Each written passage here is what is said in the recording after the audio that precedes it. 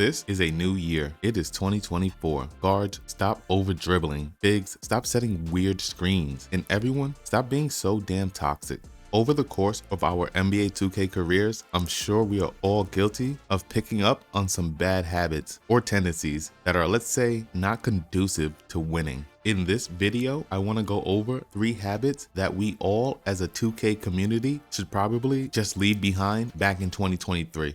The first habit that we need to leave behind in yesteryear is going to be all that jumping in the paint that everyone does when they're on defense, and just jumping in general when playing defense. And I get it. Pogo stick from 2K's past, plus the terrible paint defense from back in the days, has given everyone PTSD and got them jumping all over the place. But I'm here to tell y'all, we ain't gotta do all that to play paint defense anymore, especially if you have some type of interior defense on your build. Hands up defense is gonna take you a lot further than just mashing the jump button, I promise you. I mean, come on now guys, we gotta stop bailing these bums out. They wanna drive into the paint, and once they realize that they ain't got nothing, they'll try and pump fake us damn near till they 3 seconds kick in, hoping that we bite on one of them ugly ass pump fakes and either A, give up the easy basket, B, foul them and send them to the line, or C, all of the above. Now we out here looking crazy because we done gave up free easy points, and I'm not gonna lie, that may result in you getting iced out. And now I do get it, there are definitely going to be some situations where you're gonna have to sell out and jump for the block, but generally, as a rule of thumb, if your matchup is in a position where all they can take is a standstill shot, you're gonna want to go hands up. If the player doesn't have too much momentum as they're about to go up for a layup or dunk attempt, hands up. If you're significantly taller than your opponent, you're definitely gonna just want to go hands up in the paint. And then on the other hand, my rules of thumb on when to jump, I'm definitely jumping if my matchup is taller than me, attempting a post fade, or if I notice my opponent has picked up some momentum. Then in all of these situations, I'm gonna jump at them instead of playing hands up. Other than that, I keep my feet on the ground and play hands up defense. If he hits it, he hits it. But I can Denzel Washington promise you, ain't that many dogs out there who's going to take, let alone hit those type of shots.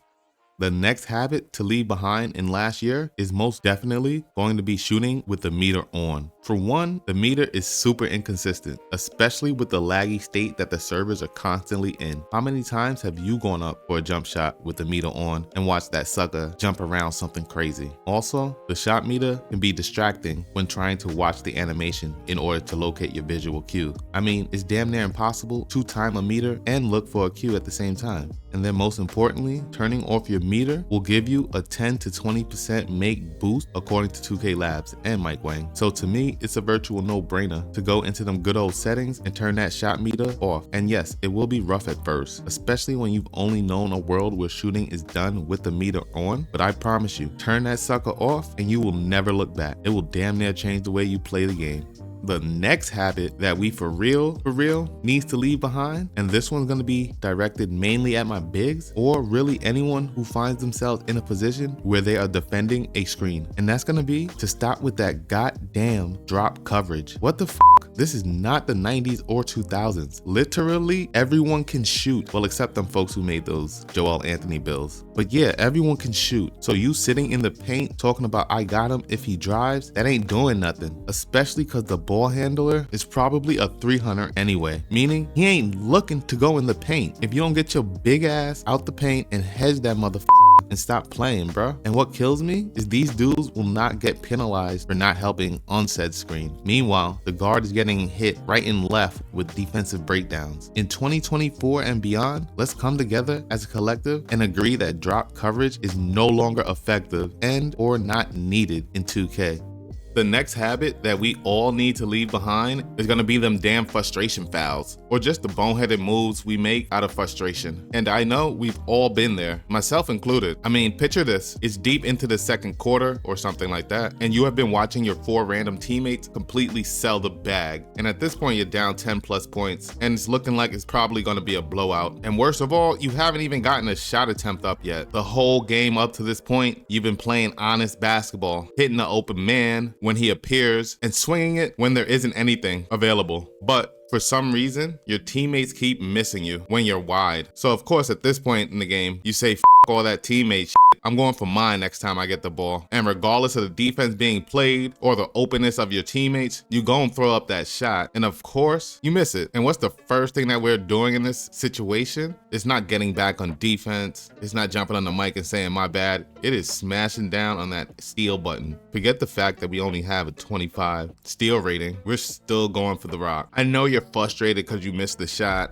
Hell, I'm frustrated when I miss those shots, but that is not the case. Just get back on defense. It is what it is. Just jump on the mic, say a quick my bad, and play ball. And stop taking them bugged out shot. That's what that was that you took. But going for the frustration foul is not the wave. That much I can tell you. It's just gonna lead your teammates to losing trust in you or thinking that you're just a bug out random like most people are. So keep that in mind. The next habit that we all as a community are guilty of, myself included at times, and we most certainly need to leave this one behind in 2023. And that's gonna be this main character syndrome that we all have, where everyone wants to be Jordan or Kobe. Hell, you even got bigs out here trying to unlock their inner Air Mamba, going coast to coast, knowing damn well they ain't got but a 25 ball handle. And my thing with this is, if you're efficient with it, then I respect it. Keep hogging the ball and doing your thing. I think it's trash and would like some time to spin, but at least we are winning, you know? I'd rather you not be such a ball hog, but I really can't be mad if you're scoring and we're winning. No, my issue is with the countless folks out here who will go up for dunk attempts or layup attempts on the entire other team while they have shooters open everywhere. Or the guy that can't sit still and let someone else rock on offense. They have to constantly cut back and forth looking for the ball. Or even them bigs that be chasing you around with the screens. Truth be told, this right here is probably the main reason why solo rec is so trash. I cannot tell you how many games I have lost in the second half because someone decided they wasn't getting enough shots in the first, and now they're making up for it by putting up every shot that comes their way.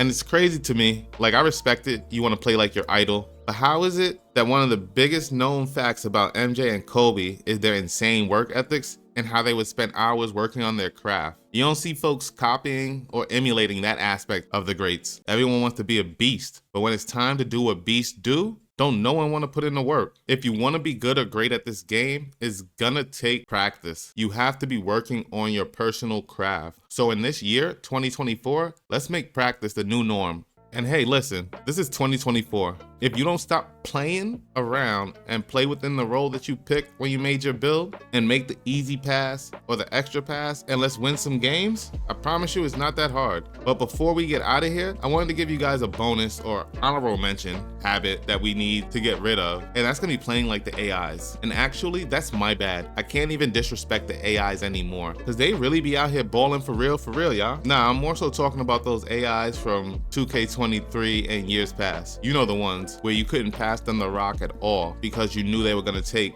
and miss a bugged out shot attempt. And then on defense, the defense just was non-existent. Don't be that AI. You don't have to score 1,000,000 points to be effective and have an impact out here on these virtual courts. Just be smart and play high IQ basketball, and the points will come to you, I promise. But most importantly, remember, mentally, never go full AI. But these are just a list of habits that I feel if we as a community removed from the game would never be missed and would make the game more enjoyable. But till we meet on the virtual courts, luck out. Peace.